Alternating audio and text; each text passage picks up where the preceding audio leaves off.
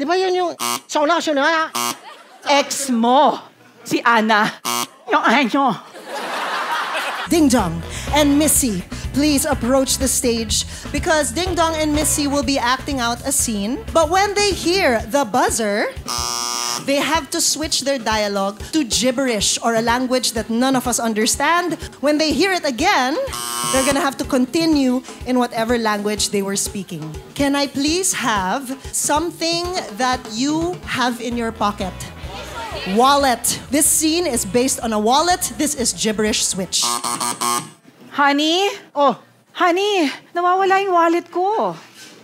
sinabi ko na kasi sa'yo, bantayan mo yung wallet mo kasi daming nanakaw na yun. Grabe ka naman, honey. Wala ka naman wala sa humankind. Bang kanyang mahayaman, homay-haya. Ama ko to kanya, bakit yung lalakad lang eh. Alam mo yan, mga naglalakad na yan, may binabalak yan. Tingnan mo yun. Ngumingiti pa nga sa'yo. Natangay. Hamay kaya, kilala ko yan ah. Uy, di ba yun yung sauna na? Ex mo, si Ana. Yung ano. Tapos sinibulayan mo siya. Nahiyaman mangyama. Tapos bigla niyong nandito kayo nagtatagpo.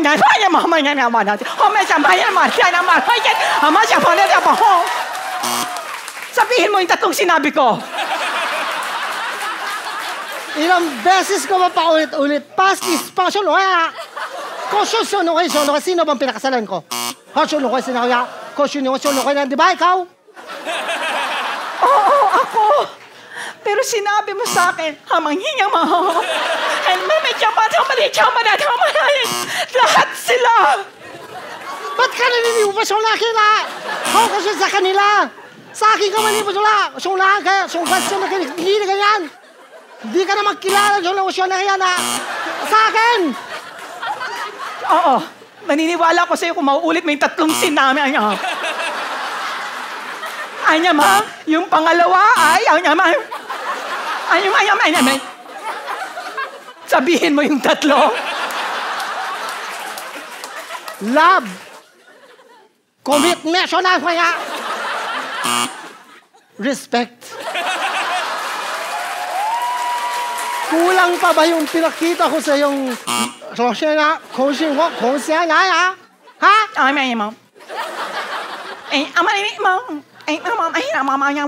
Pero kiss mo ko. Ladies and gentlemen, give it up for Missy and Ding Dong. Spit Manila.